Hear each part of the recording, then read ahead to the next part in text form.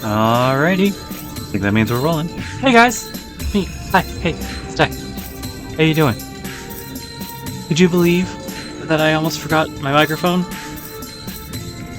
I don't have it attached to my computer and I don't use it, so... Anyway. Are you guys ready for some gosh dang heavens feel? I know I am. This is the last story in Stay Night, guys. We're almost there. After we finish this, then we're on to like one other thing. But then we're like done with like the root stuff, guys. I'm excited. And then after this is technically it would have been extra, but I decided to skip ahead on that.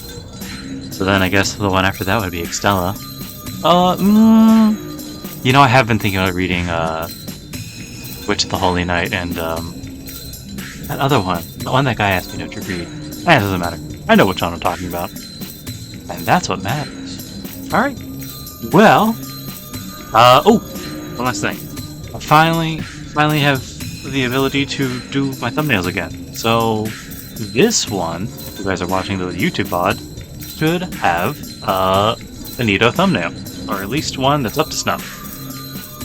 So, without any further delay, let's jump right in, shall we? Wait, I think did I not save? Shit. Usually I check these kinds of things, but I was a little distracted afterwards.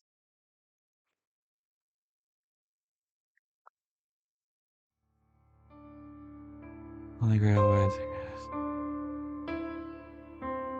Is it the Holy Grail land? Yeah, okay. Interesting. Oh, that's right!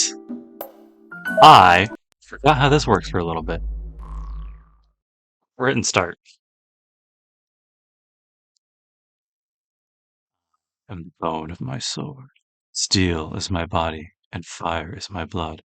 I have created over 1,000 blades, unknown to death, nor known to life. I've withstood pain to create many weapons. Hands will never hold anything. So, as I pray, unlimited blade works. It's nice that they gave us an opportunity to... Sorry. Oh, yeah. When I came to, I was in a burning field. I guess there was a big fire? The familiar town had turned to ashes, and it looked like the remains of a battlefield from a movie. But that didn't last long either. The fire had died down by the time the sun rose. The tall wall of flame had shortened, and most of the buildings had fallen. It felt strange, being the only thing in that place that still had its original form. I was the only one still alive around here. I must have been really lucky. My house was built in a lucky spot.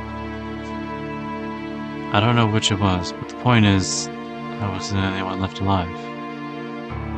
I felt that since I survived, I should live on. I started walking aimlessly, because I thought it would be dangerous to just stay here.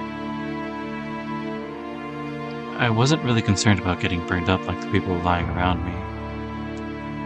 Probably because over and over, and above not wanting to be like them, I had a stronger feeling in my mind. But still, I had no hope. It was already a wonder I was still alive, so I couldn't expect to be safe. I won't survive. Whatever happens, I won't be able to escape from this red world. It was such an absolute hell that even a small child could understand it.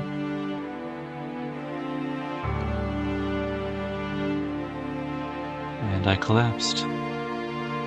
Was it because there was no air? Was it because no function was left in my body? Anyway, I collapsed and stared up at the clouded sky.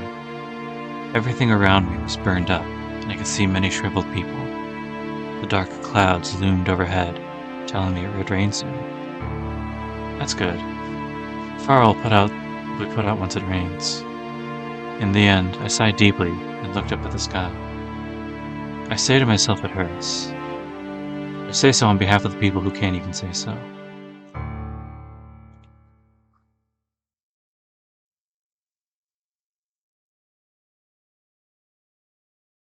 It was 10 years ago.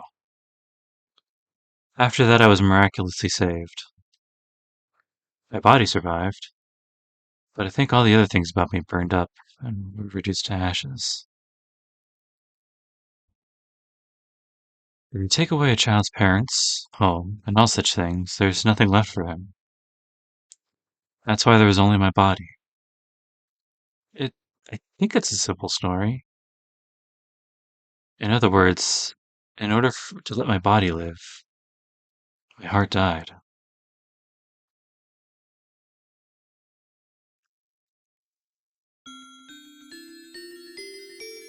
I'm dreaming.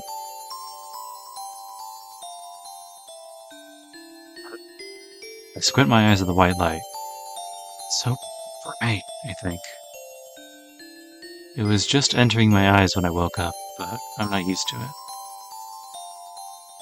I probably didn't even understand what the bright light meant.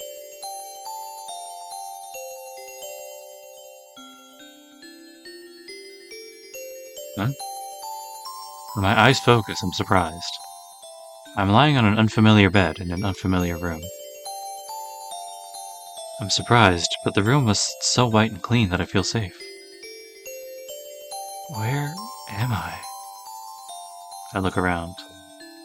The room is big and there are many beds. A person is in each bed. Everyone seems to be hurt. But nothing feels ill in this room.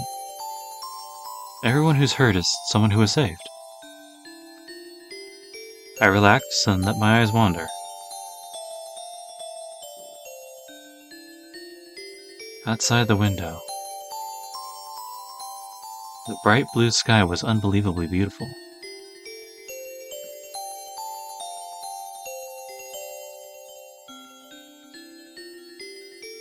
After a few days, I finally understood. I could clearly remember what happened in the past few days. Even so, I was no different from a newborn baby. Not just a metaphor, it was pretty close to the truth. Anyway, it was a terrible fire.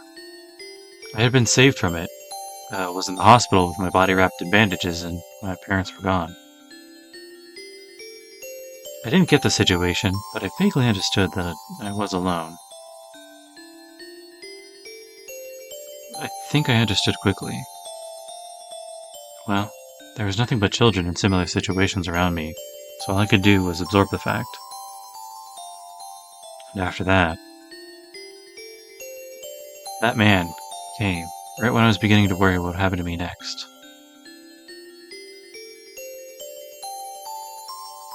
It came on the day my bandages were taken off and I was able to eat without help.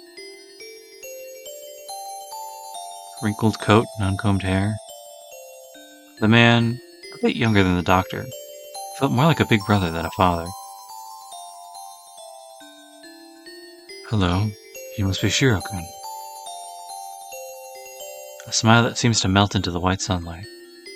I think it was a suspicious voice, but a very kind voice. I'll ask you directly. Which would you prefer? To go to an orphanage, or to be adopted by this man you've never seen before? The man was saying he could adopt me. When I asked him if he was a relative of mine, he said that he was just a stranger. He looked like an unreliable guy with no future. Forgot. But it made no difference, as I knew nothing about either one, him or the orphanage. So I decided to go with him. I see. That's good. Get ready quickly then. You should get used to your new place as fast as you can. The guy started quickly packing my stuff. His packing wasn't very good, even in the eyes of a child. But then, after making a big mess... Oh, I forgot to mention something important. I have to tell you one thing before you can come with me. Is that okay? He turns to me lightheartedly and says, Yeah. To start off with, I'm a maid. He says in a serious, exaggerated tone. It happened in an instant. Come to think of it now, I really was a child back then. I automatically believed those words. Wow, you're awesome. I guess I said so with bright eyes.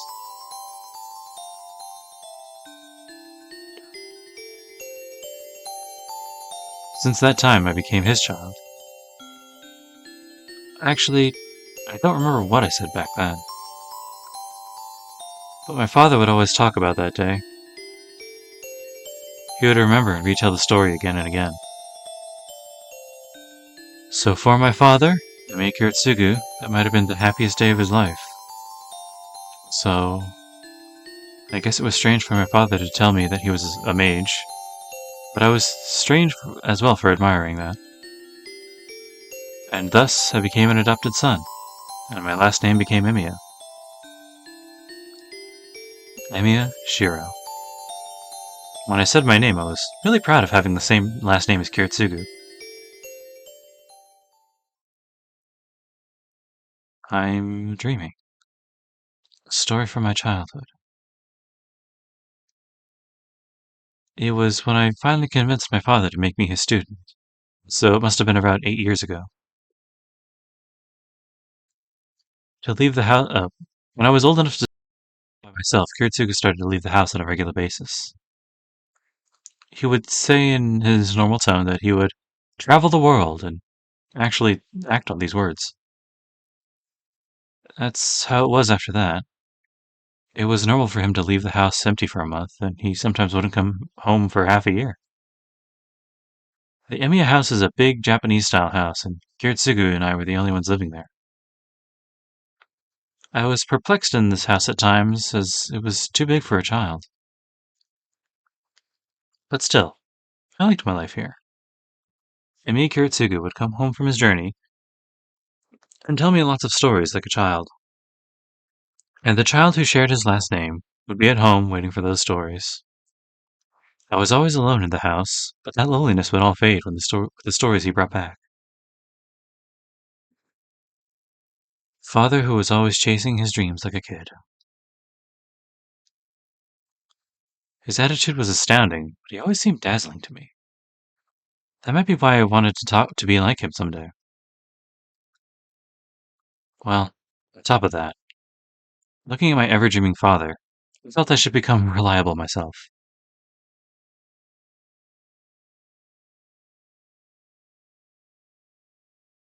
January 31st. Fate stay night. One day. I just don't mind my extra clicking. Just having something. That one. Oh wow. Actually. Hmm.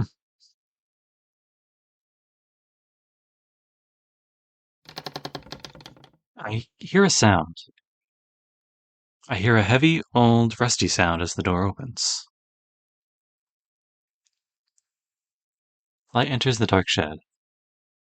Uh, my mind waking up. Senpai, are you awake? Feels the cold air and the approaching footsteps. It's her. Good morning, Sakura. Yes. Good morning, Senpai. Sakura smiles and nods, as accustomed to the situation. Senpai, it's morning already. You should have some more time, but Fujiwara-sensei will get mad if you stay asleep here. Oh, you're right. Thanks for coming to wake me up. It's no problem at all. You're always up so early. I can only come and wake you up like this occasionally. Sakura seems more upbeat than usual today, as if she's happy about something. Really? I think you wake me up quite often. Although, Virginie always hits me to wake me up, so I'd rather have you waking me up. Well, I guess I'll just try harder next time. I answer her with a sleepy head. I don't know what I'm saying with my mind not really fully awake.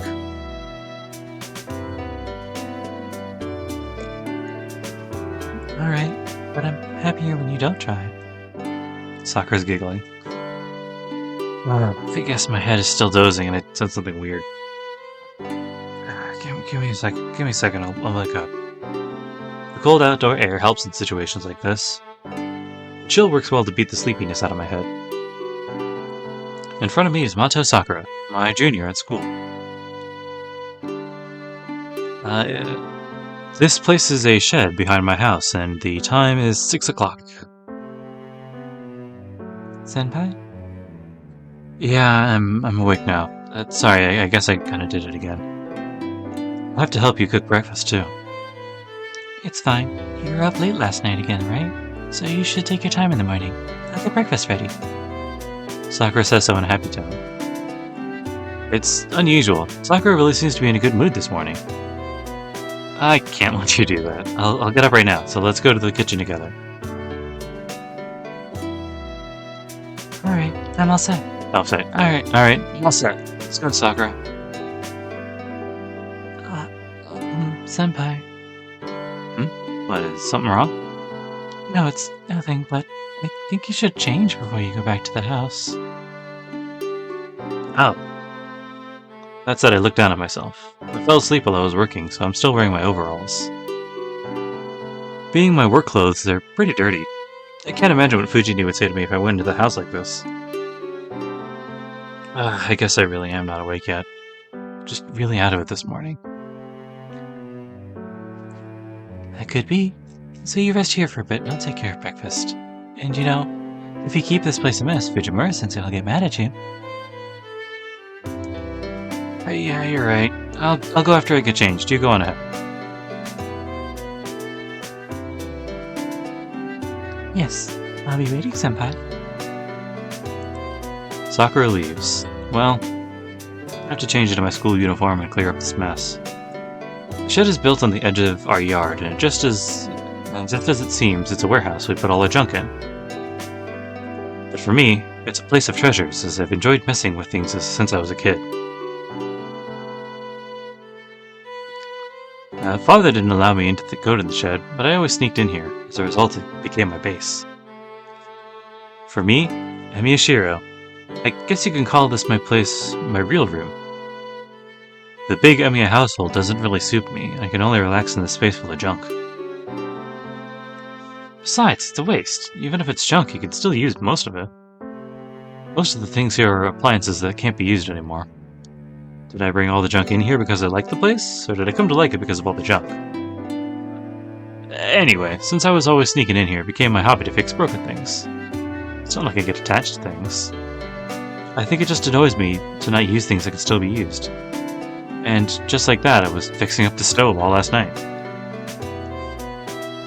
I guess I'll just finish it tomorrow. It seems like I don't have enough concentration, seeing though I fell asleep halfway. I shake off the feeling of disappointment at myself. I gather up parts in the stove and put them on the shelf, full of things waiting to be fixed. There are no spaces on the shelf full of things awaiting repair. An old VCR awaits after the stove. Guess I'll ignore the fact that Fujini broke both of them. Alright, I change into my uniform. This place is like my room, and it holds changes of clothes along with other things I need. It also has lots of blueprints and junk, the rest of failures from when I do my training. There's also some kind of old design inscribed on the floor, like an altar or something. Well, let's get today started. Clapping my hands in prayer to the shed, I head for the house.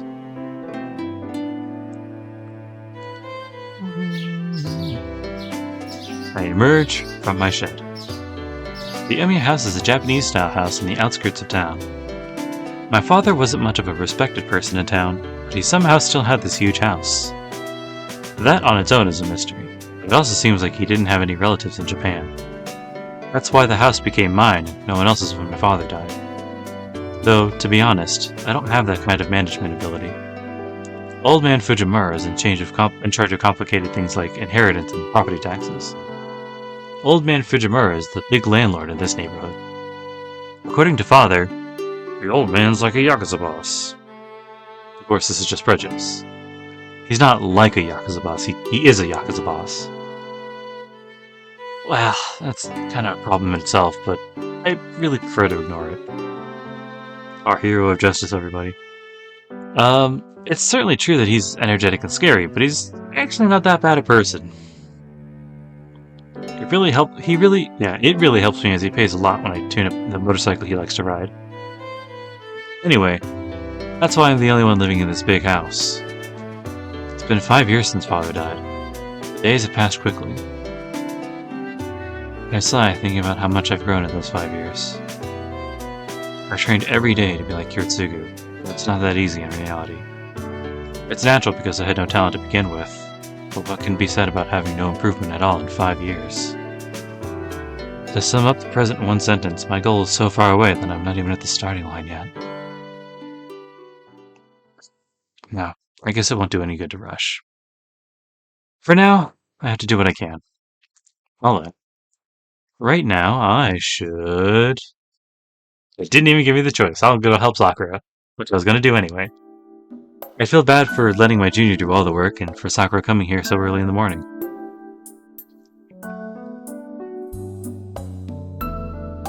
But I'm too late. It seems breakfast has already been made. I can smell the elegant scent of breakfast befitting Sakura. Sakura has finished cooking and is opening the cupboards. I can see that all she left for me to do is set the table. I'm sorry. I'll at least get the dishes ready, so you go and sit down. Huh? Oh, you're here already, senpai?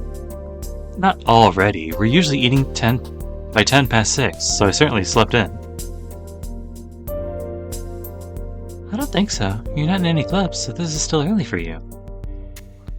Clubs have nothing to do with this. When you bring clubs into it, the problem is that you come here when you have morning practice to go to.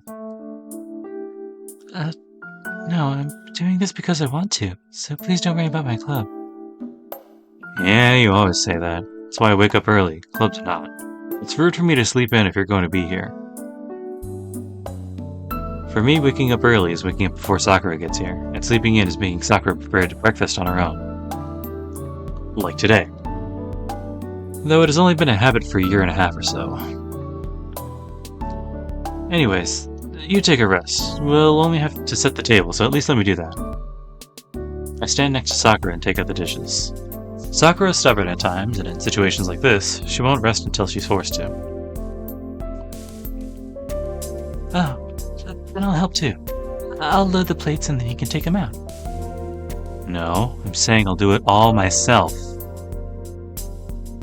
That won't do. You're the head of this household, so you should just sit contentedly in the mornings. Sit contentedly? The head of household who leaves you to do the work by yourself is a failure. It's okay. Go to the living room. That's right. Please be a failure. This is repayment for letting me eat good food all the time. So if it's possible, I'd like for you to rest.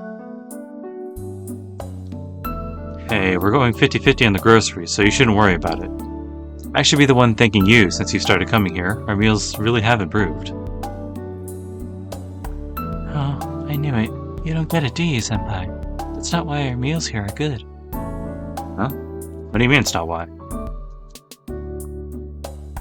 No, it's nothing. But please take responsibility since I can't eat a pleasant meal anywhere else anymore.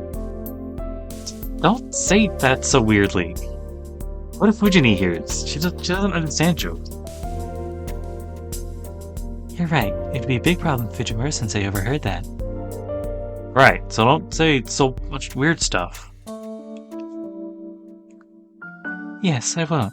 I won't say anything. So I can help you, right, senpai?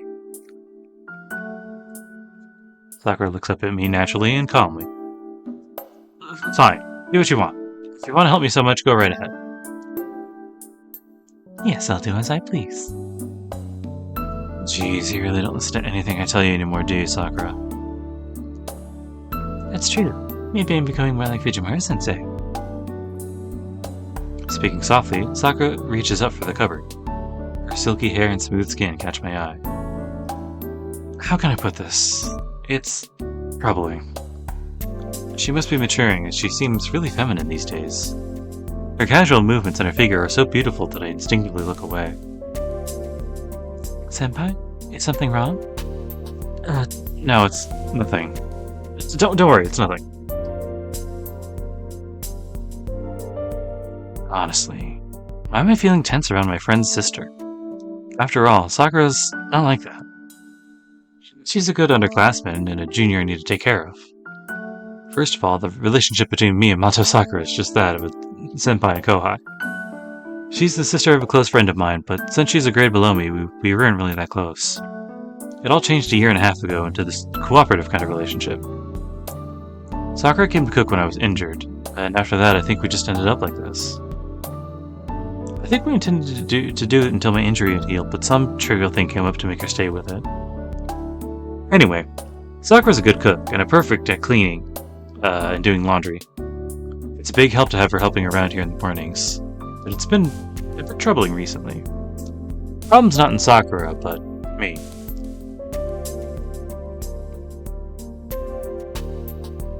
Frankly, Sakura is beautiful. She's one of the best looking first years, and I'm sure there are a lot of guys who want to date her. And on top of that, she's been growing in certain places recently, and some of her casual gestures have really started to catch me. That's what I mean by a small problem. Itch my eye, whatever. Maybe I'm just feeling guilty about being attracted to my friend's sister. Usually I'm fine, but when I'm caught off guard like just now, I blush. Does this make me an unsuitable senpai?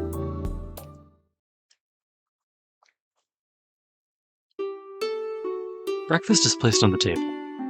Perfect breakfast consisting of chicken salad, cooked salmon, spinach, radish, and carrot miso soup, and yam soup.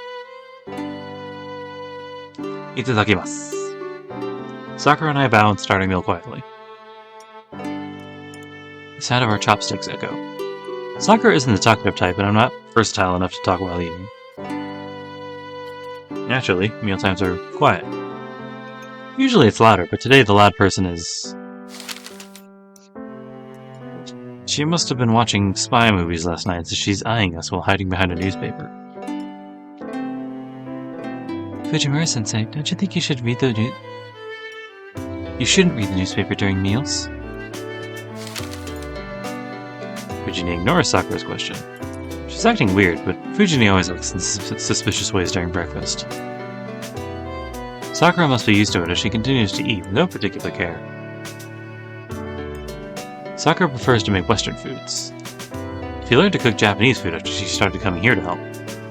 Fujini and I prefer Japanese, so Sakura made sure to make Japanese food for our breakfast. Now she's so good that she's almost surpassed me, her teacher. Salmon is especially good, as it's cooked to perfection. Her miso soup's tasty. She has shown some capacity even for making yam soup by grinding yams. Actually, I think this is the first time she's made it. Sorry Sakura, can you pass me the soy sauce? Hey, oh wait senpai, your soy sauce is empty. Fujini's will do that. Can you get it? Yeah, Fujimura-sensei? Fujini nods. Her newspaper trembles. There you go. Are you going to use it on the yam soup? Yeah, usually you put soy sauce in yam soup, right? I put the soy sauce under the white yam soup. After stirring it, I put on the rice and take a bite. Mmm, the stickiness of the yam and the taste of the soy sauce. Oh, this is terrible. Is this oyster sauce? I almost throw it back up.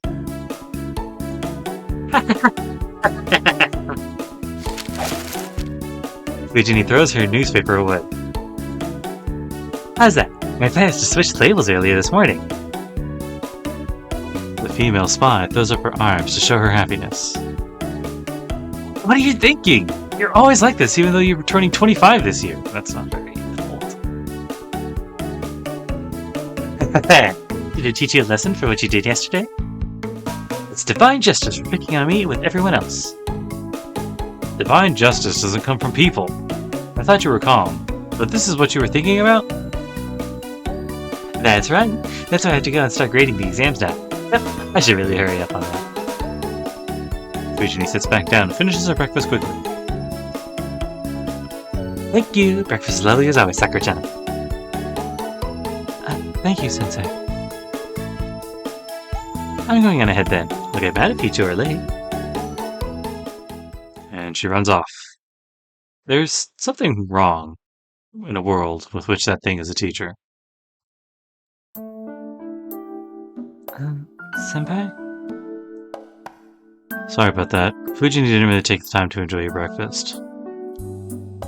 No, it's not that. Did you do something to her yesterday? It's a bit too much for Fujimura-sensei to play with food.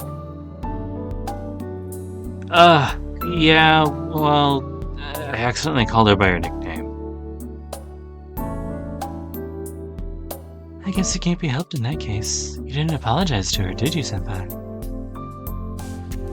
Sorry, I forgot since it happens all the time.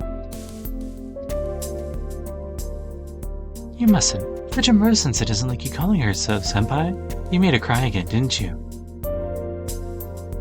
I made her run away too. Yesterday's English lesson was a self-study because of it.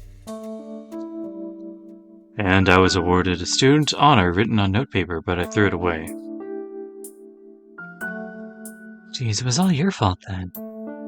Fujini's like a big sister for Sakura, so she's basically on Fujini's side. That's good in its own way, but I wish she'd consider my situation where I had to deal with Fujini 24/7. Fujini was originally an acquaintance of Father's, and she's been coming to the house a lot since I was adopted. She started to show up even more after Father died, and she's now almost a dependent, eating breakfast and dinner here. No. Maybe she is why I was able to make it on my own even after my father died. Fujini and Sakura and I are now the residents of the Emiya household. But I'm the only one who knows that my father was a mage. It's said that mage must hide their identities. Mages. That's why I've been hiding the fact that I'm learning magic ever since I became my father's student. I say I'm learning, but I can't even cast a single spell properly. With this kind of skill, it wouldn't make much of a difference whether I hide it or not. But because it's how my father wanted things, I've trained secretly since then. I finish breakfast and prepare for school. I clean the dishes with Sakura while listening to the news on TV. Sakura is staring at the TV on screen. Over the screen runs an exaggerated teletype reading, "Gas leak accidents continue." It seems there was a big accident in the neighboring town of Shinto.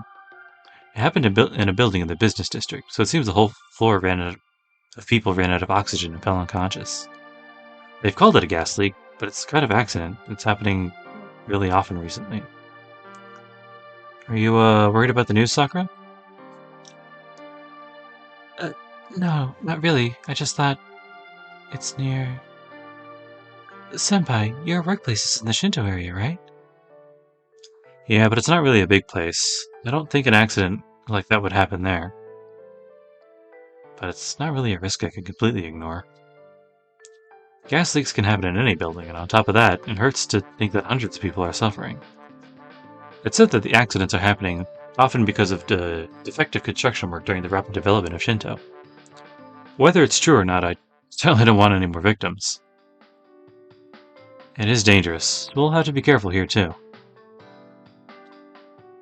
Oh, don't worry, Senpai. I check the gas twice, every time. Sakura boasts with pride. That's not really the point. Yeah, I've thought so before, but Sakura's a bit off, too.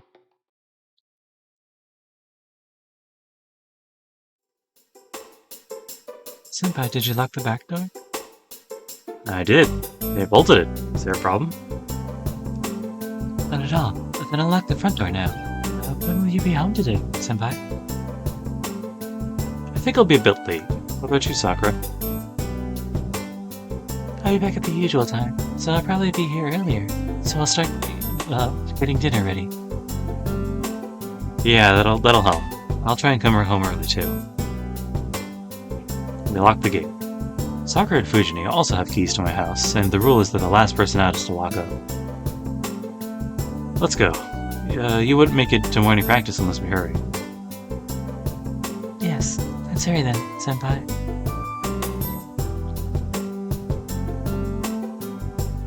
We walk down to the town together. Passing the long wall and going downhill, we reach the residential district. My house is on top of the hill, far away from the center of town. Going down the hill takes us to the residential district, and beyond that...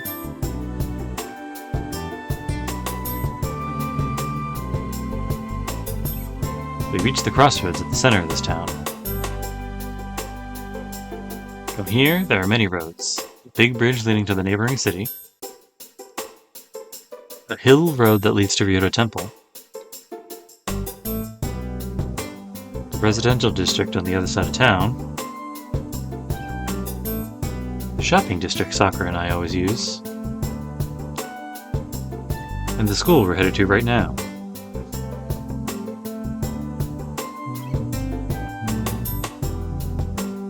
We head for the school without stopping anywhere else. We don't talk much as we walk up the hill. Since it's still 7 o'clock, there aren't many others on the road. Other than us, all you can see are a few others heading to their morning practices.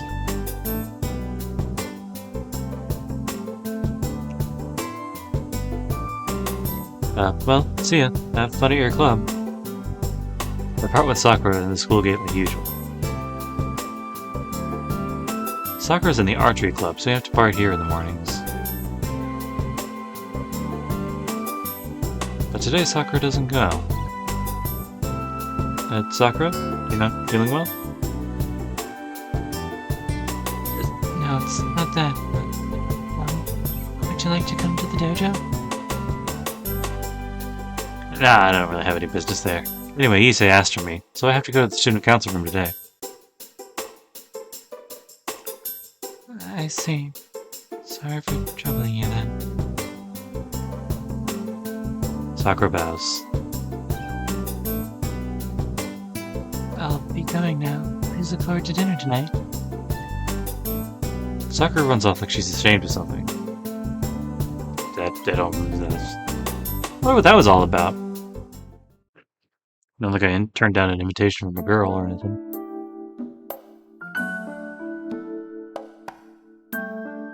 I mean, if she liked me, she would have said so. I don't know, man. Issei, you there? I am. You're a bit late today, am you? You must have been studying as Issei looks up from the paper he's reading. Just you, Issei? Where are the others? Shouldn't they be here by now as well? No. Unfortunately, our members are very businesslike. They have their own set work hours, and they won't come in early or stay late. That's why the student council president's doing the routine duties himself, huh? Guess this place has its own problems. No, it's the kind of trouble I like. I don't need you to pity me. Huh? No, I wasn't really, pitying you or anything. I'm not happy about that either, but I'll pretend I didn't hear it. It still means that you care. Issei, who's organizing papers he was reading, is the big boss at the student council room. He's the guy trying his best to reform the Lex student council, and he's been a friend of mine since the first year. His full name is Ryoto Issei. Despite his old-fashioned name, he has elegant features and he's really popular with the girls. And he's also the student council president, so you'd think he'd take to it like a duck to water, but... Tea is certainly a good way to start a morning.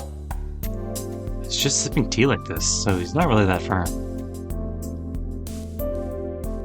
As you can see, Issei has a plain personality.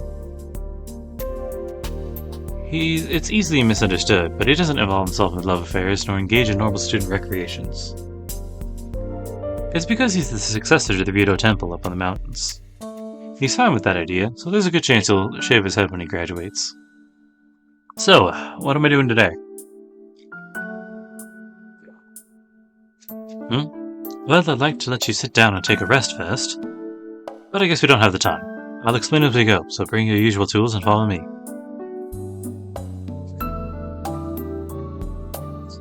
Frankly, our school's budget is completely unbalanced. I know. Athletic clubs are favored, so the other clubs don't really get much, right? Right. As a result, members of the other clubs are in trouble. I'm working hard to make the budget go to them, but I'm having trouble because it's not clear where the money's going. In particular, there's no solution to the shortages of heaters during the winter. I see. Oh, can you hand me the torque screwdriver? The biggest one. And the conductive wire, too. Yeah, I should be able to fix this.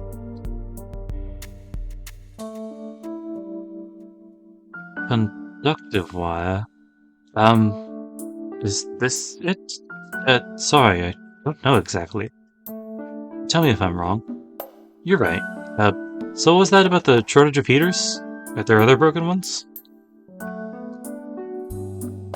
Yes, in the second AV room and in the art club, the petitions requesting new stoves are multiplying.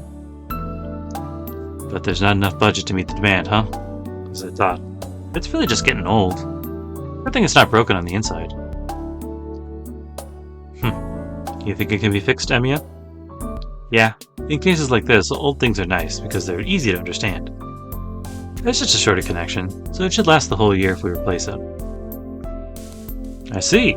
Good job, Emiya. I'm always so pleased that you're reliable. You're wording it kind of weirdly, you say.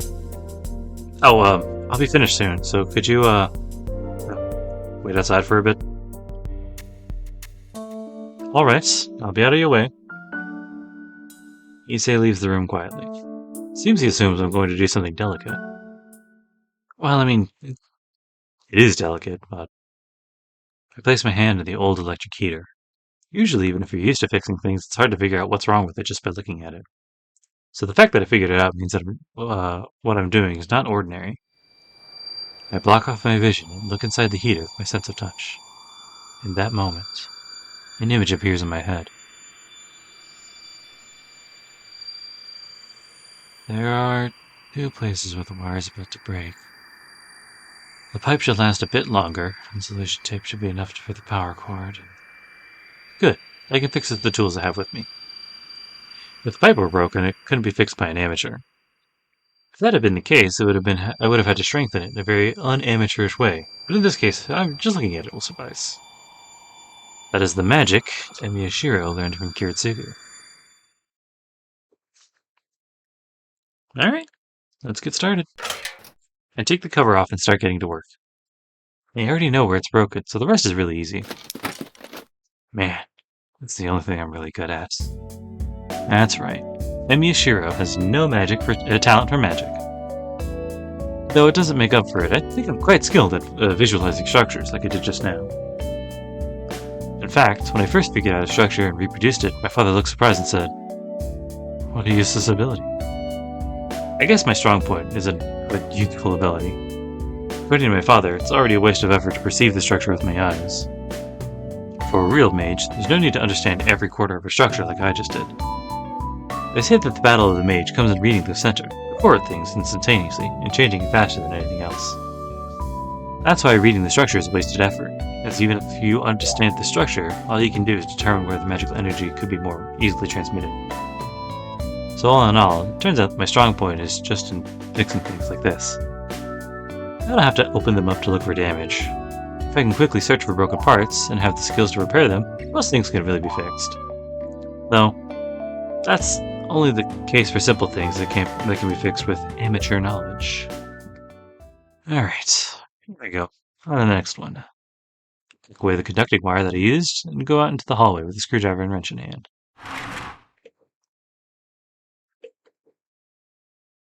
Issei, the prayers are done. But in the hallway, someone else is apart from Issei. A girl. I'm a bit surprised. The person talking to Issei is Tosaka Rin from Class 2A.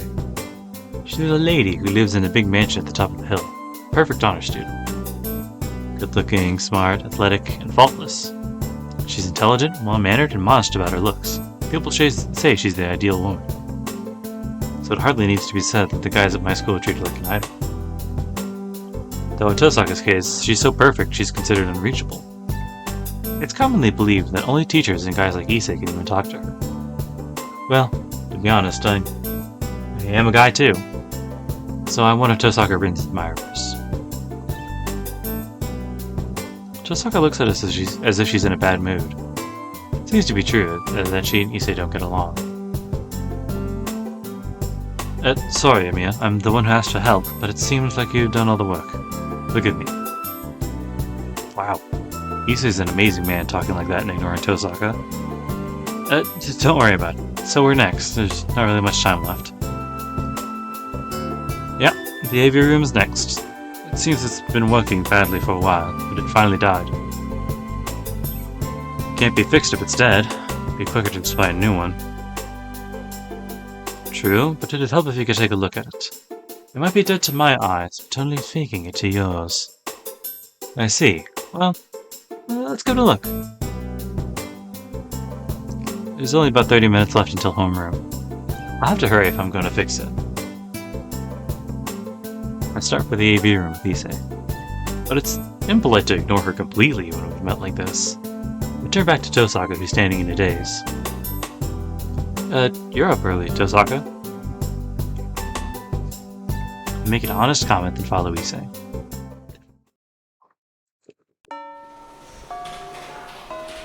We barely made it. Thank you, Emiya. I caused you trouble again. I'd be a failure as a friend if I made you late doing things for me. Don't worry about it, man. It's no big deal for me to be late. Though, I guess it would be for you. Indeed. Well, I am glad we made it. Issei heads to his seat and leaves. It's exactly 8 o'clock. The first homeroom bell has rung, so Fujin should be here in about 5 minutes. I'm a bit out of breath since we ran here from the AV room. Taking a deep breath, I head to my seat. It's so noisy in the mornings, Emiya. I was wondering what you'd been doing since quitting the club, but all you've been doing is helping out Ryudo. It's not my concern, but don't do anything to bring the club into disrepute, okay? You're pretty uncommitted, after all. Mata Shinji, a friend of mine from middle school, is standing in front of my seat. As you can tell from his last name, he's Sakura's brother, who's 1 year older than her. Yeah, is the archery club doing well, Shinji? Of course, there's no point in telling an outsider, but it's quite peaceful since a certain attention hog left. We'll do well in the next competition. I see. Mitsuzuri must be working hard. Huh?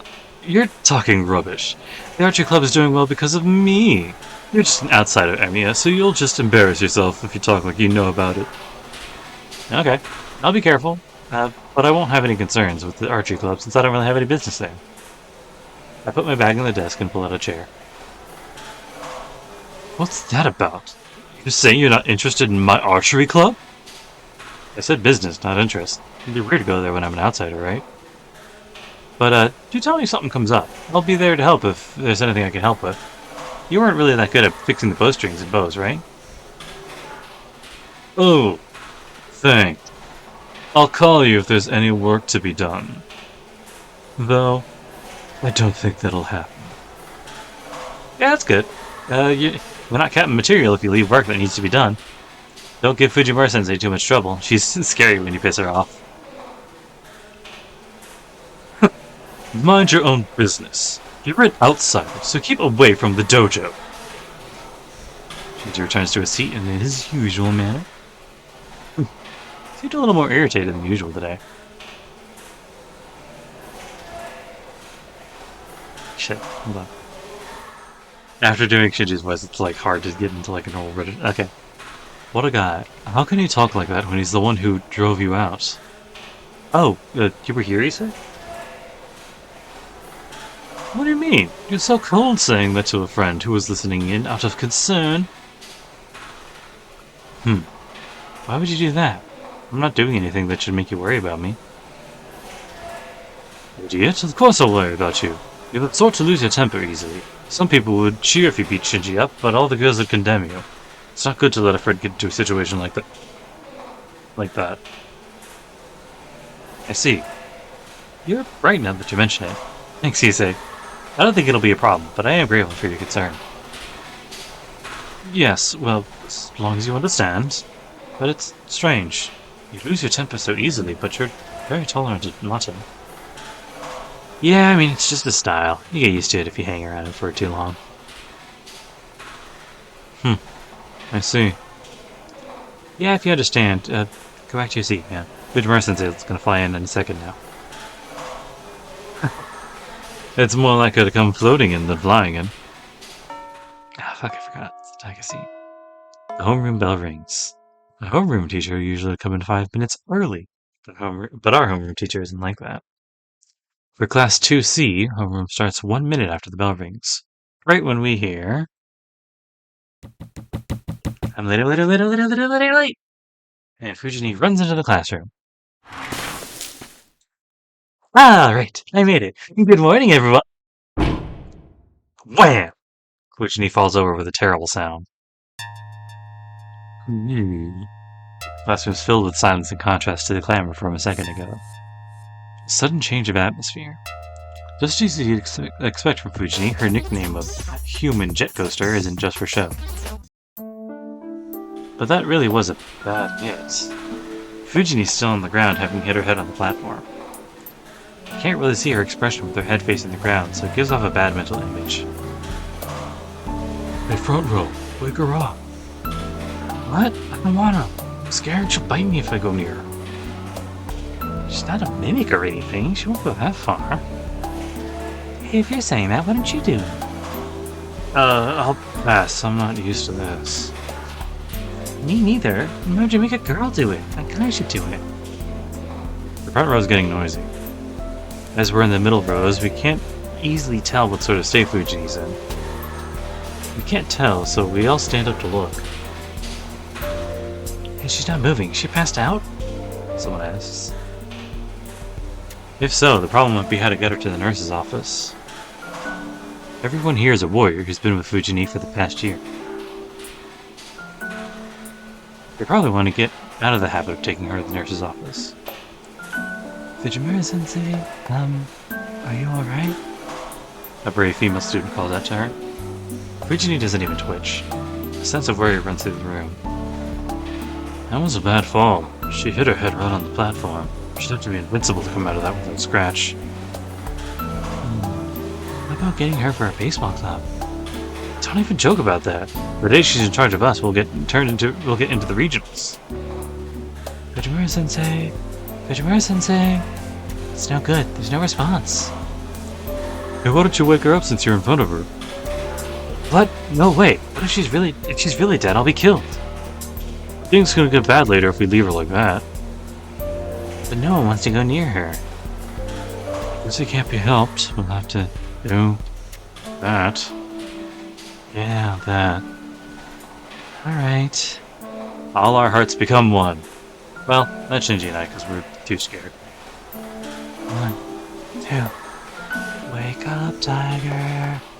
Even though everyone said it at the same time, it's only as loud as a whisper. The tiger part is especially quiet. Still. Twitch. The silent Fujini reacts. She moved? Good working, everyone. Alright. Continue the punishment. Everyone must be stressed from the impending exams. Even though they should, they repeat Fujini's nickname while waving their arms.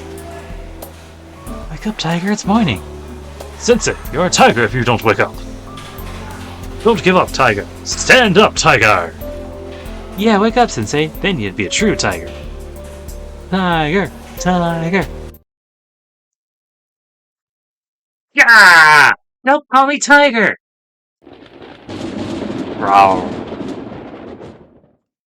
A roar of lightning. It stands bravely as if the fall had done nothing at all. Huh? What are y'all doing? You can't stand up in the middle of homeroom. Come on, sit down. I'll get started.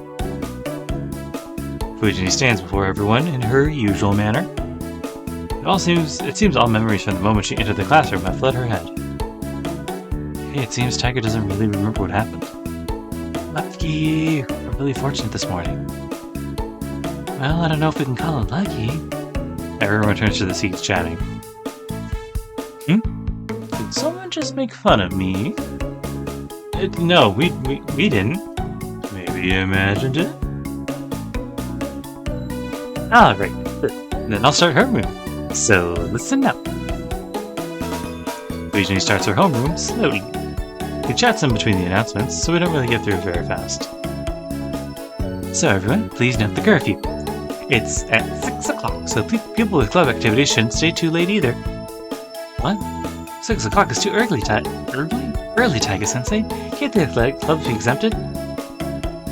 Nope. And Goto-kun, please address your teacher as Ojimura-sensei. I'll get mad if you call me that again. Alright, I'll be careful. Goto-kun sits down again, not showing any signs of listening to her. Stupid. Fujini gets mad when she says she will, and it makes no difference if he's a student and she's a teacher. He doesn't realize that she just gave him a final warning. Well, that's it for today's homeroom. Let's meet again in English class in 3rd period, everyone. Fujini leaves, waving her hand. She's the teacher responsible for Class 2C, Fujimura Taiga. Her nickname is Tiger. You might doubt it, but it really is her nickname. People like calling her so since she has a name like Taiga, but Fujini herself hates the nickname. According to her, it's unfeminine. But she's that kind of person, so I think it's her own fault she has an unfeminine nickname. We are starting class. Day monitor. The bows. The teacher for the 1st period enters as Fujini exits. It's like this every morning as Fujini continues homeroom until the very last minute.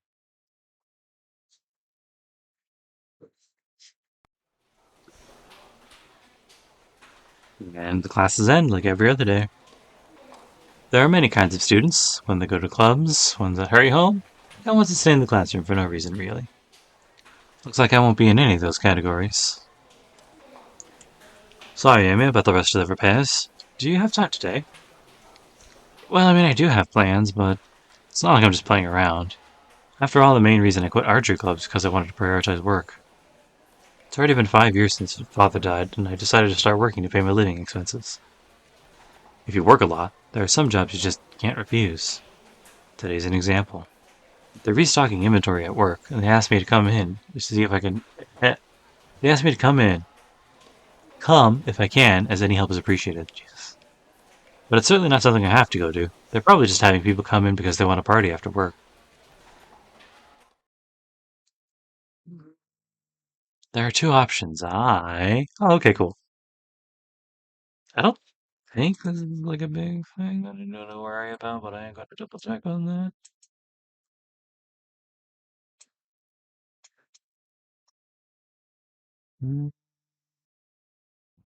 Interesting. I should have looked ahead of this. Well, I know what I want to do. I feel sorry for Issei, but I should prioritize work. I didn't promise to be there, but I said I'd do my best to be there, so I should try and go. Sorry, Issei, I've got plans. Maybe we can finish it some other time? Plans? Oh, you must be in your work. Sorry to trouble you. This isn't an urgent matter, so don't worry about me and go to work. Sorry. I'll continue first thing tomorrow morning, so we can we call it even? I told you it's not that important. The urgent stuff was finished this morning, so you can finish the rest when you're free, Amiya. I see. Then I can finish it when I don't have work? Sure. I'll rely on you again then, Amiya. Issei says farewell and leaves the classroom. Well, I should hurry up too. Even though there's no set time for me to be there, I should head for the neighboring town if I'm going to go to work.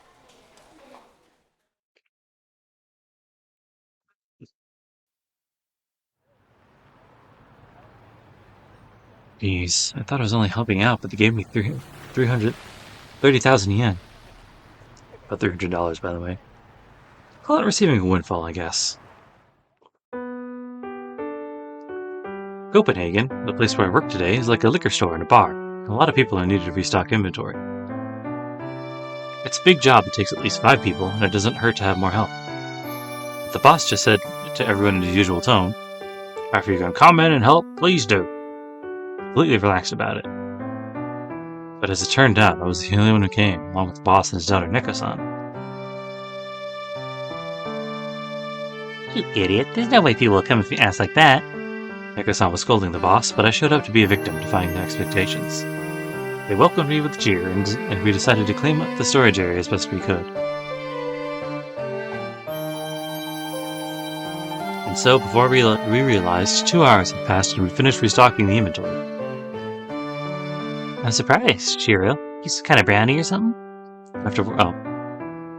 Surprise, sure. Anyway, no, whatever. After work, the boss eats a brown cake, while being impressed. Not really. I'm just used to heavy jobs, and I've worked here long enough to know where things are. I haven't been working here since I was small for nothing, you know. Oh yeah, has it been 5 years already? Not that long, I guess. You were the only ones who would hire me right after my dad died.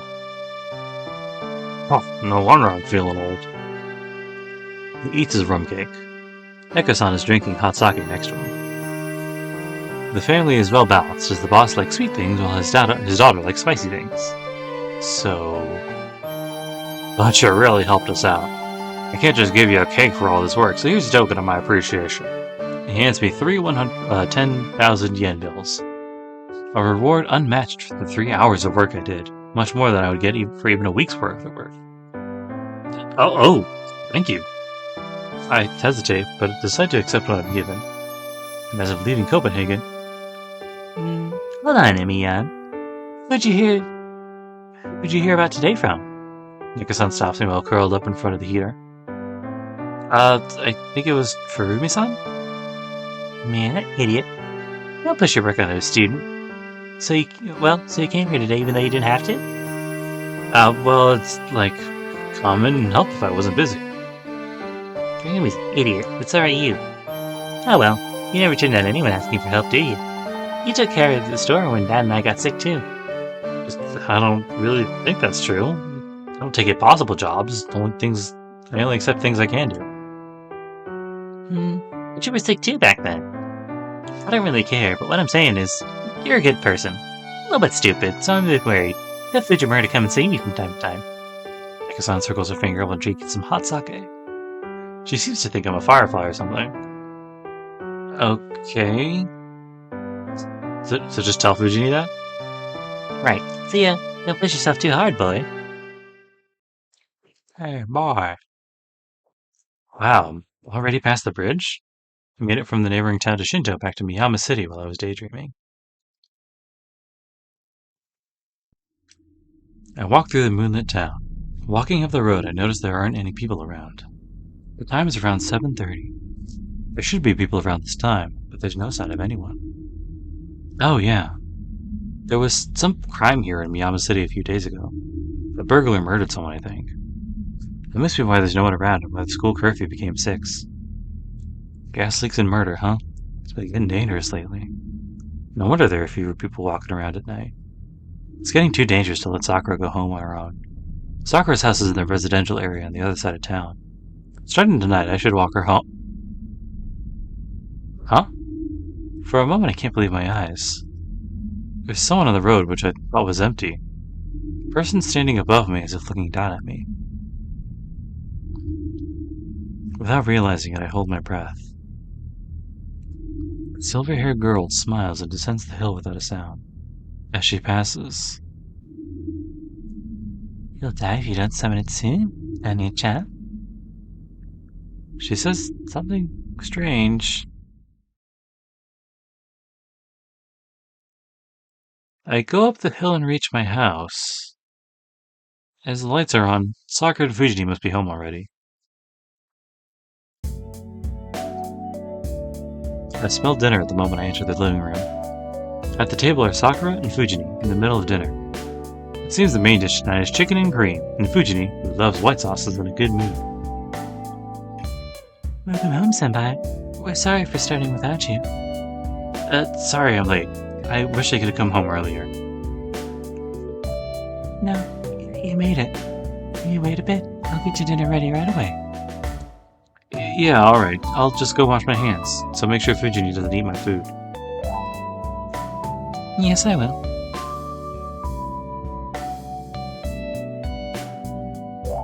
I return to my room. It's a fairly empty room compared to the shed, but since I don't have any hobbies, I think it's quite well decorated. Most of them are random things Fujini has left in here, though. I wash my hands, change, and return to the living room to find my dinner ready. Itadakimasu. I hope it's to your liking. Sakura is terribly modest. Her cooking skills have vastly improved in the past year. has me completely beaten in Western-style foods, and I can barely beat her at Japanese. Neither of us has touched Chinese. I'm pleased my pupil's getting better, but it's kind of depressing when the teacher is defeated by the student. As good as I expected. Chicken becomes harder the longer you cook it, so it's juicier and tastier if you roast it just before cooking, even though it's tedious. It's done perfectly here. It's a master skill, forever beyond the clumsy Fujini. How is it, Senpai? I think I did quite well today. It's perfect. The sauce is great too. I guess you have me completely beat when it comes to Western food. Yeah, meaty food is much better than Sakura-chan started cooking. With that, Fujini, who had been preoccupied with her food, lifts up her head. Oh, Shiro, the student mustn't come home this late. Seems she's in a bad mood now that she's seen my face, even though she is happy because of dinner. Geez, I bet you were helping someone again. That's good, but at least come home early at times like this. I even told you it was dangerous in homeroom. I read hometown for some reason. I said it for your sake, you know. Can't you tell me that at home instead of in homeroom? You wouldn't listen if I told you here. It's more effective if I tell you at school. Sensei, I think that's abusing your authority. You shouldn't mix work and private life. No, it's not enough for Shiro unless I go that far. He's always on the losing side because he's the one helping everyone else. He should at least come home straight home, and then relax sometimes. The idiot. Hey, what do you mean by idiot? I'm not on the losing side if I help someone and they're helped by it. Man, I wonder if you got that from Kiritsuga-san. I worry because you like that. I don't exactly know why she's worried as she's energetically munching down her dinner. Kojima-sensei, from what you said, has Senpai been like this since he was small? Yep, he's always been like that. He's the type to go to help people in trouble, but he's not meddlesome. He's just a bit precocious. Fujini laughs dangerously. Fujini? I'll get mad if you say too much. You too, Sakura. Don't ask such boring questions. I glare at them. Fujini clicks her tongue and backs down, but... Fujiwara-sensei, please continue. Sakura is taking the lesson seriously. Then I shall. See, Shiro isn't a person who can't ignore someone in trouble. It's like helping the weak and defeating the strong. In the essay he wrote as a child, he said, "My dream is to become a superhero." She's talking about things from so long ago. But I mean, it's all true, so I don't really interrupt. Anyway, becoming a superhero is a goal I must not stray from even now. Wow, Senpai was a real kid. Yeah, he was some kid. He would just go and help girls being picked on by much older kids, and then he'd do chores around the house because Kiritsuga-san wouldn't. Man, he was so cute and innocent back then, so why did he grow up so crooked? Probably because of you. Kids think a lot when they see bad adults. Learn to make your own dinner before you say anything like that. What? Fujini crumbles. I thought she might drop her head and repent, but... Oni-chan is sad. Sakura-chan, can I have another bowl? Fujini asks for her third bowl.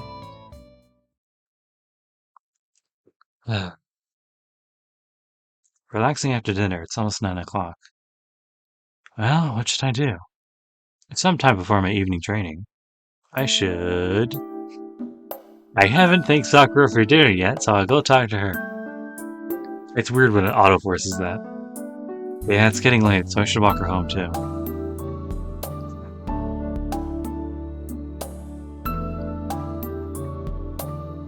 Sakura's in the living room getting ready to go home, having finished the cleaning. Huh? Weren't you taking a bath, Senpai? I'll take it later. I need to take you home first. Take me home? Yeah, it's getting dangerous outside lately, so I'm going to walk you home. Your house is far away, so let me at least do this much since you're coming far. Sakura falls into an awkward silence. Did I say something bad? I'm sorry. I appreciate your concern, but you should stay here. I'm used to going home, so I should be fine by myself. Well, I mean, that may be true, but it's getting dangerous these days. So I'll walk you home for a bit. But, if Nissan sees you, you'll be in trouble too. That's right. Sakura's brother Shinji doesn't approve of Sakura coming to my place. He can't object too strongly because she says she's going to Fujiji's house, but it'd be a problem if I take her home. It's a problem, but so what? I don't care what Shinji says. It's a much bigger problem if Sakura has to walk home alone at dangerous times like these. I don't care what trouble I get into. It's dangerous these days, so I'm walking you home. I'd feel bad for letting you do that. It's fine. You're always helping me out, so at least let me walk you home. Or do you want to go home on your own? No, it's not that, but... Then it'll be fine. I'm confident in my skills. I should be able to fight off most assailants. So you should make use of me at times like this. I'll protect you, whatever happens. I nudged Sakura towards the hallway at a glance. Senpai, is it really okay? You must get into a fight with Nissan. You might get into a fight with Nissan again. I don't really care. It's only great for guys to fight. It's best when we talk honestly like that. He doesn't like to hide things, so it's best if he just comes out with any complaints like he has. Sakura looks surprised for some reason. What, did I say something weird? No, you didn't. I'm just glad you're such good friends with Nissan. I don't really think that's right. I'm probably the only one who feels better from it. And it might be the opposite for Shinji.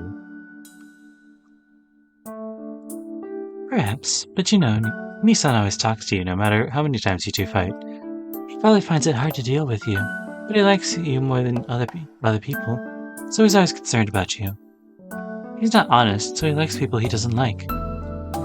I don't really know what to say to that. Yes, I envy you, so I thought I'd trouble you a bit. Sakura smiles. Seeing that smile, I hold my breath without realizing it. Would you call that a big smile? I think it's the first time I've seen her smile like that. Anyway, I'm taking you home. I don't care if Shinji sees me. I walked his sister home, so he shouldn't be complaining.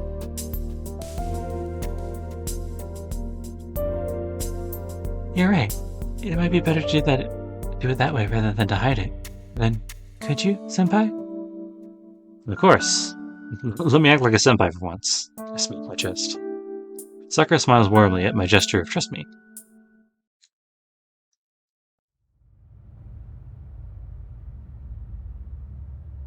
We go down the hill and reach the intersection.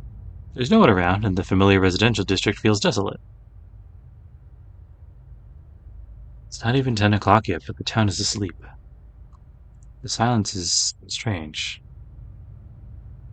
Even though there have been many nasty accidents, should night really be steal this much life? Senpai, my house is this way. Huh? Oh, sorry, I was just thinking. Your house is at the very top one on that side, right? No, the top one is Tosaka-senpai's house. My house is up there, too, but not at the top. Oh, is that it? Wait, by Tosaka you mean... Yes, Tosaka Rin from the second year. Do you not like her, Senpai? She must have read my reaction, as her comment is accurate. They're making that kind of a face? No, I don't dislike her. I've just never talked to her, so I don't know how much about her. She's famous, right? She stands out wherever she goes, so I know her just like anyone else. What about you, Sakura? You have the same Western-style mansion. Do you guys have, like, a neighborly relationship or something? No, we're certainly neighbors, but our house is on the top of the hill. But how did you know her house was the Western-style house, Senpai? Sakura asked quietly. Oh, it's just something I heard. Something about Tosaka's place being a haunted house and all that. Haunted house has to be like Western style, right? It's true. It seems Tosaka-senpai likes to be alone. When I was a child, I was told that a scary sorcerer mage lived on that hill. A scary mage, huh? I've heard rumors like that too, though, saying that all Western style houses seem to have sorcerers living in them. Uh, did you believe this story, Sakura?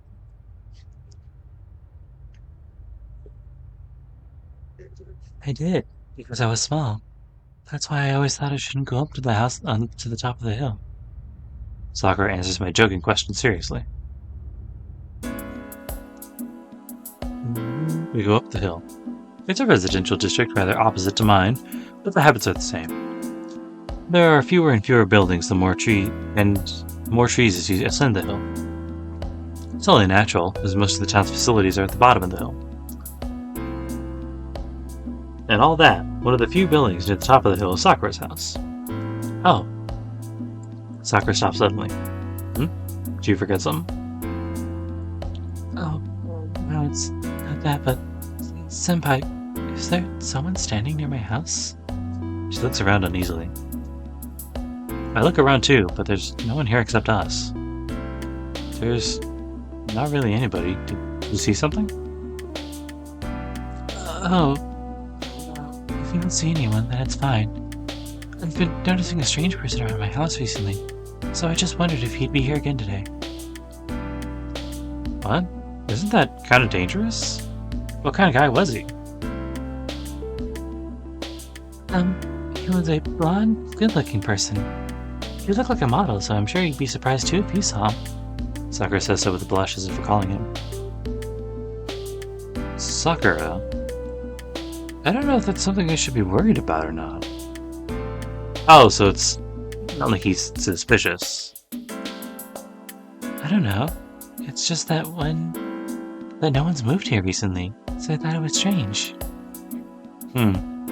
Well, it is a bit strange. Alright, if you see him around again, tell me Yoshinji. We'll get him and make sure make him tell us what he's up to. I'm getting all tongue-tied. It's that part of the night. Yes, I'll be counting on you, but please don't do anything rough. I don't want you to get into a fight. Especially not with that guy. Sakura says so while smiling straight at me. It's alright. I'll ask questions first, so you shouldn't worry about it. I look away from Sakura's smile as I answer. Please.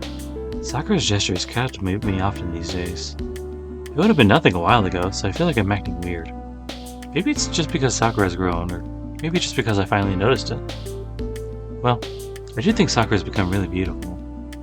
That on its own is great, but I don't think it's cool for a senpai to be careful where he's looking.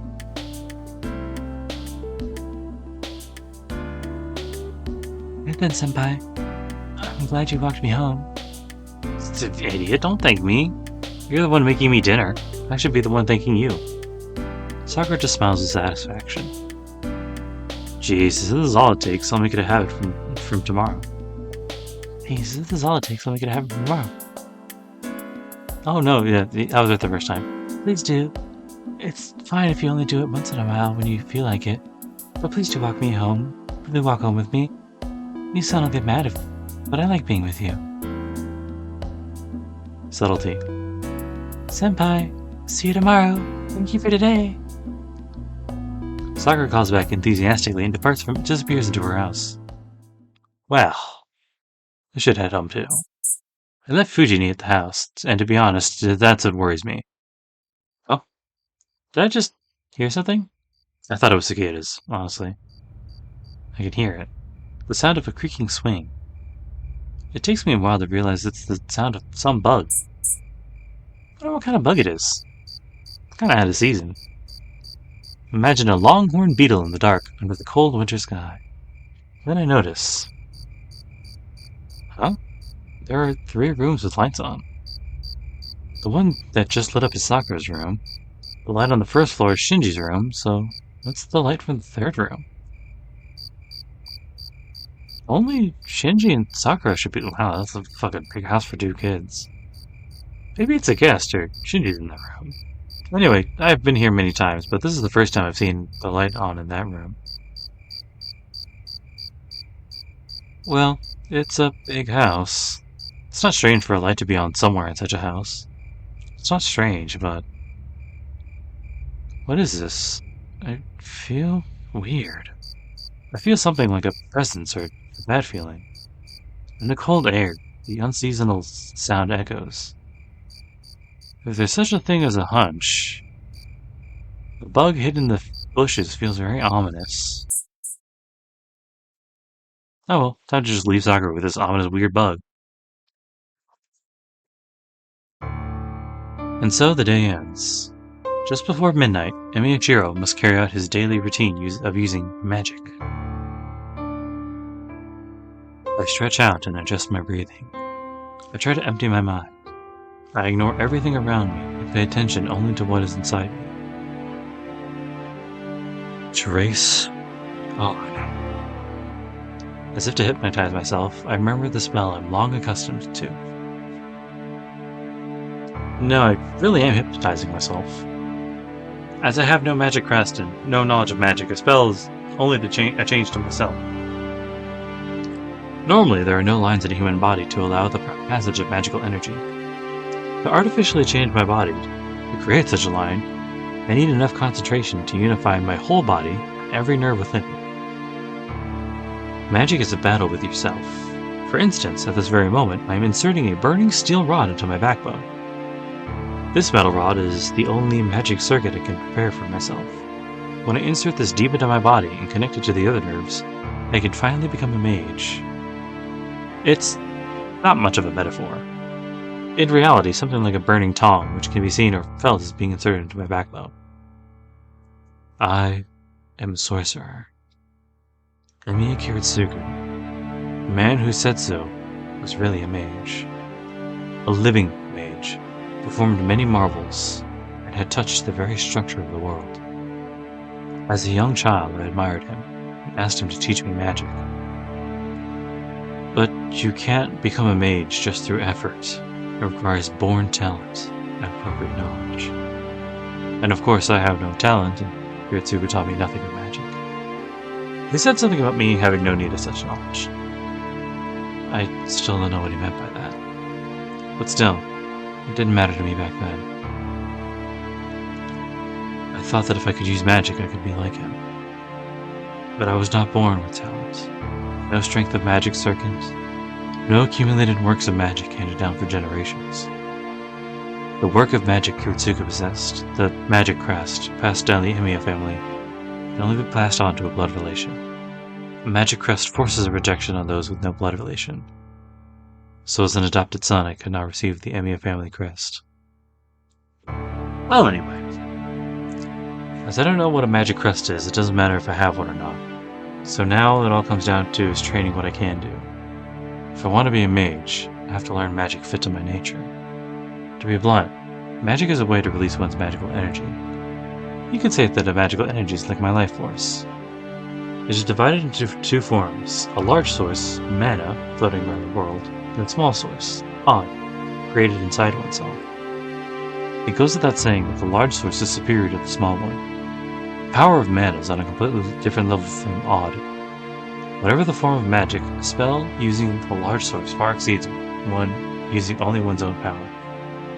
That is why superior mages excel at drawing magical energy from the world. It's like a filter. A mage turns his body into a filter, sucks up the mana from the world around him, and changes it to something he can use. This filter is what we call a magic circuit. This is the talent one is born with, and the number of magic circuits within you is determined the moment you are born.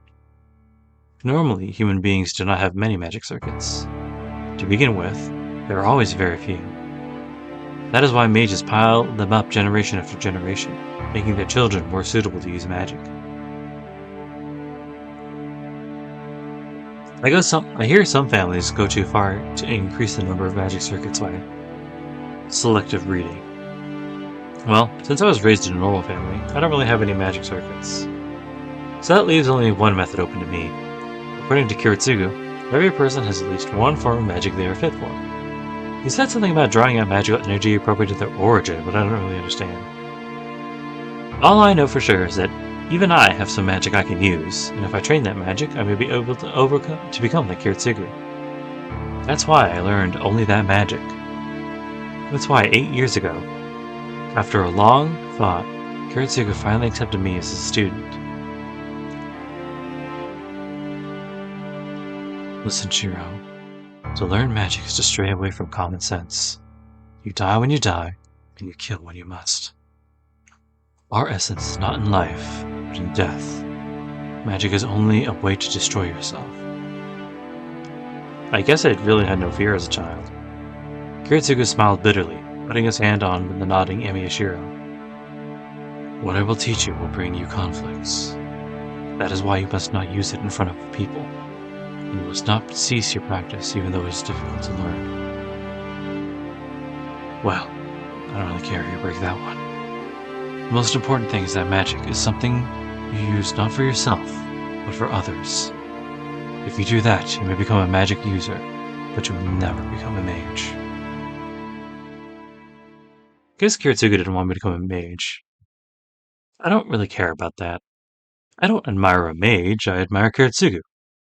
If I could become like Kiritsugu, and there will be for someone like that on that red day, that will be... I'm thinking needlessly. I felt the iron rod on my backbone slide into place. If I lose control over my breathing now, it would be a fatal mistake. The artificial magic circuit will eat my body and destroy it. If that happens, I will die. It'd be only an amateur falling for such an elementary step. I grind my teeth and resume the connection.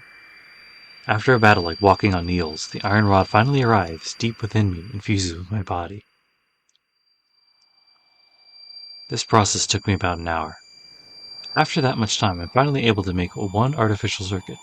One circuit that produces magical energy.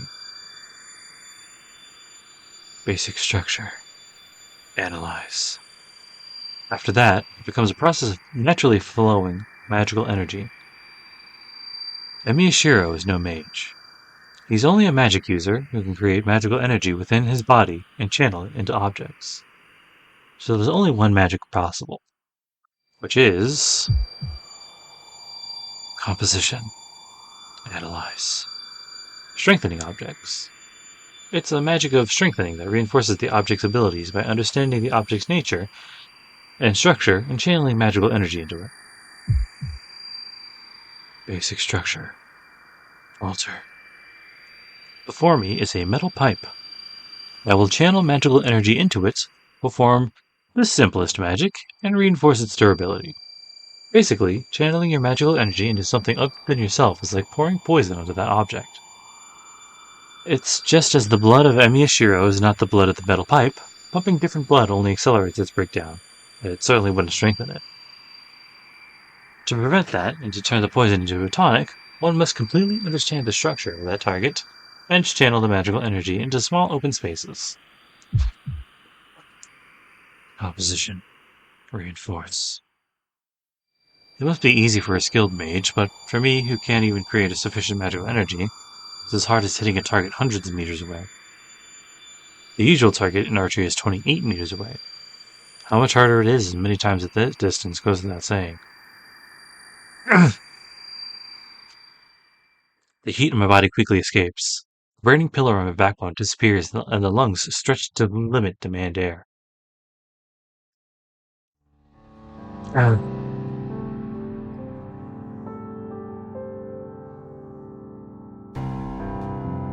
Arc my back to hold off the daze, almost making myself pass out. Damn it! Failed again. There's no change in the metal pipe, as it seems the magical energy I poured into it has evaporated into the air. It's hard to improve something that already has form. The thing I'm attempting is like adding something to an already complete work of art. Adding to a complete object risks making it less perfect. Adding unnecessary things will actually decrease the value. That is why the magic of strengthening is simple, yet difficult, and only a few mages use it willingly. It's not like I use it willingly either, but it can't be helped, as this is the only thing I'm good at. It would be much easier if I could just form something out of clay and use that instead, but a substitute in appearance doesn't have the internal structure to match. The junk around here is a good example. When I fail with each strengthening magic, I take some substitute objects and practice them to calm down, so they all end up with nothing inside. I can visualize something that structure easily, so I can make the outside look like the original, but it's empty inside, and of course it doesn't really do anything. I wipe the sweat off my brow. Now that I think about it, I realize my whole body's sweating, like I've been drenched with a bucket of water. But I'm lucky it just ended like this. That was really bad. If I'd taken a second longer to recover myself, I probably would have destroyed most of my body. If I improve every time I come closer to death, there might be some hope. It's not even that easy. But it's true that you want to improve your magic if you're scared of death. As long as you study magic, death is always beside you. Even a simple magic repeated every day can go off with a simple mistake, taking a caster's life. The first step of a mage is to accept death. Kiritsugu said so sadly. Maybe he meant he didn't want me to take such a step. Saving someone means not saving someone else. Superhero's really selfish, huh? Kiritsugu said that to me when I told him I didn't want to be just like him. I still don't know what he meant, but Amy Ashiro has to become a superhero who goes around saving people just like Amy Kiritsugu.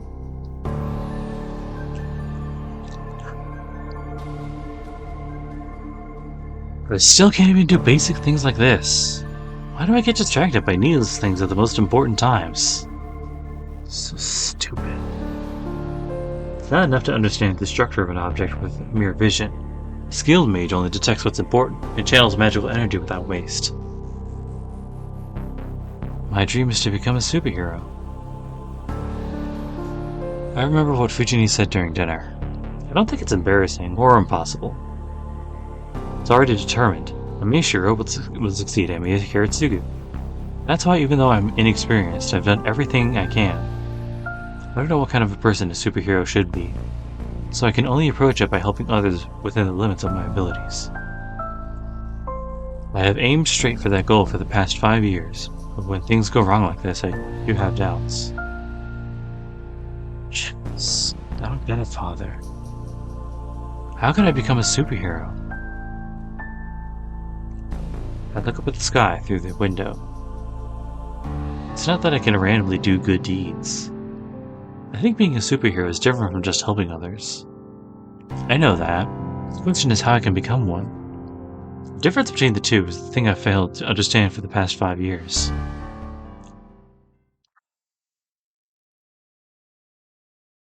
There we go. Even though this is still technically prologue, a little bit, we still got some new stuff, actually. Some very ominous new stuff, but some new stuff nonetheless. We'll save over the old one. But we'll have to call that a night, guys.